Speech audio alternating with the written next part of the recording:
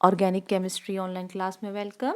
आज का हमारा टॉपिक ऑफ डिस्कशन है benzyne mechanism. Benzyne mechanism is also known as elimination addition mechanism. This reaction occurs in aryl halides that have no electron withdrawing group। ये reaction उन aryl halide में होगा जिनके अंदर कोई भी इलेक्ट्रॉन विड्रॉइंग ग्रुप नहीं है। इस रिएक्शन के लिए स्ट्रॉन्ग बेसिस रिक्वायर होते हैं और जो इनकमिंग ग्रुप होता है या अटैकिंग न्यूक्लियोफाइल होता है वो हमेशा उस स्पेस को ऑक्यूपाई नहीं करता जहाँ पे ऑलरेडी जो है वो लिविंग ग्रुप प्रेजेंट होता है। अगर यहाँ पर हम इस जो हमने कंडीशंस पढ़ी हैं बेंजाइन मैकेनिज्म के लिए भी जो मैंने पॉइंट डिस्कस किए हैं, अगर हम देखें हमारे पास एक एरोमेटिक रिंग है जिसके साथ जस्ट एक क्लोरीन जो है वो अटैच्ड है।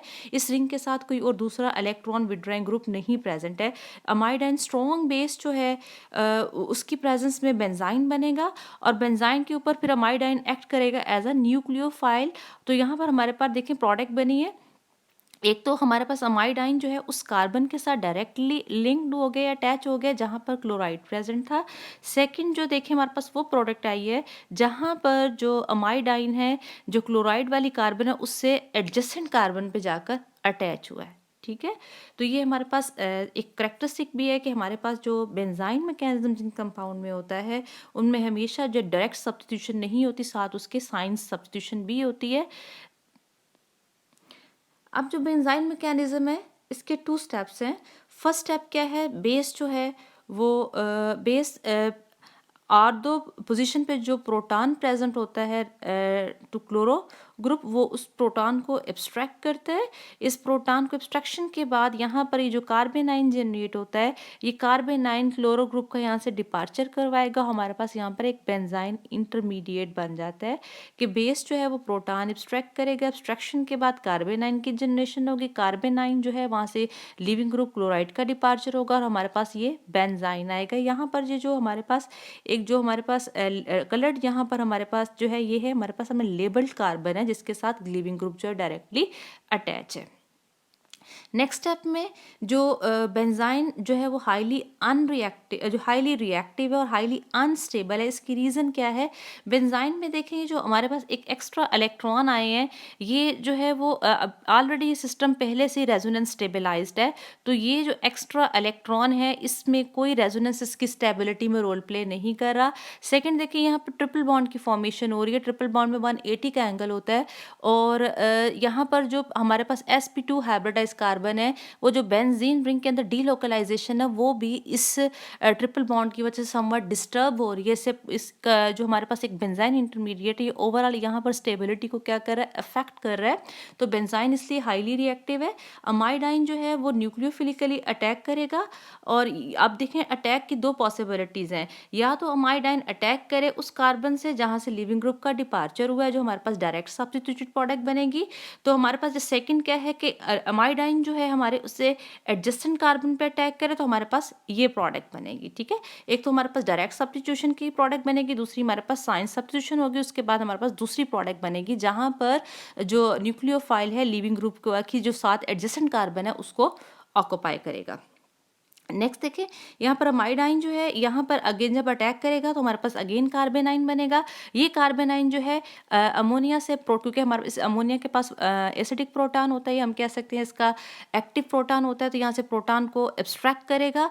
एब्स्ट्रैक्शन के बाद हमारे पास ये एनिलीन में कन्वर्ट हो जाएगा। सिमिलरली दोनों केसेस में हमारे पास एनिलीन ही बनती है, लेकिन यहाँ पर देखिए अमाइनो ग्रुप उस कार्बन को ऑक्यूपाई कर रहा है जहाँ पर लिविंग ग्रुप प्रेजेंट था और यहाँ पर उससे आर्दो कार्बन या उसे कह लें हम जो उससे जो एडजेसेंट कार्बन थी वहां आके अमाइनो ग्रुप उसको ऑक्यूपाई कर रहा है। Next evidences of benzene mechanism.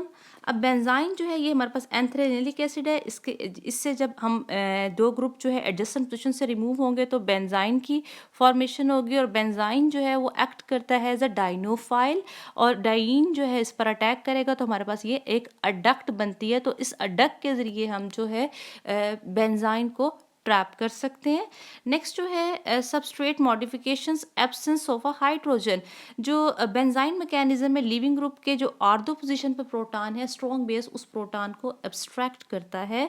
अगर यहाँ पर देखिए हमारे पास ये जो कंपाउंड है, इसमें लीविंग ग्रुप के साथ जो दोनों आर्दो पोजीशन पर सब्स्टिट्यूएंट प्रेजेंट है, मींस यहाँ पर दोनों आर्दो पोजीशंस पे प्रोटॉन्स या हाइड्रोजन अवेलेबल नहीं जिसको स्ट्रॉन्ग बेस एब्स्ट्रैक्ट कर सके, इसलिए यहाँ पर इस सबस्ट्रेट के अंदर कोई भी एसएन जो हमारे बेंजाइन मैकेनिज्म नहीं होगा, ये रिएक्शन शो नहीं करेगा।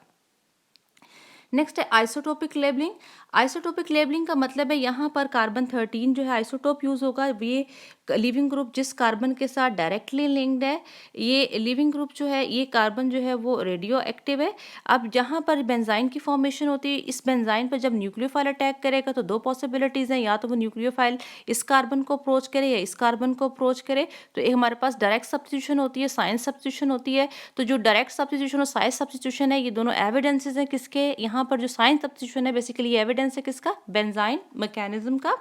देख पैराक्लोरोटोल्वीन जो है इस पर सोडामाइड अटैक करेगा, तो अगेन जो है ये टू स्टेप मैकेनिज्म है। सोडामाइड पहले प्रोटॉन की एब्स्ट्रैक्शन करेगा, बेंजाइन की फॉर्मेशन होगी, बेंजाइन पे फिर अमाइडाइन एज अ न्यूक्लियोफाइल एक्ट करेगा और इस पर अटैक करेगा। देखिए अब जो अमाइनो ग्रुप है वो कार्बन नंबर 3 को ऑक्यूपाई करेगा या कार्बन नंबर 4 को करेगा, तो या तो हमारे पास मेटाटोलिडीन बनेगी या पैराटोलिडीन बनेगी। ठीक है, तो ये हमारे पास अगेन एविडेंस है बेंजाइन मैकेनिज्म का, जिसमें यहाँ पर क्या हो रही है, यहाँ पर जो है वो साइंस सब्स्टिट्यूशन से हमारे पास प्रोडक्ट आ रही है। यहाँ पर डायरेक्ट सब्स्टिट्यूशन हुई है, इस कार्बन पे जो ये इस कार्बन के साथ क्लोरीन अटैच था, यहाँ पर देखें इस कार्बन के साथ अमाइनो ग्रुप अटैच है। यहाँ पर जो है उससे एडजेसेंट जो कार्बन है, यहाँ पर जो है वो अमाइनो ग्रुप अटैच है। Thank you students.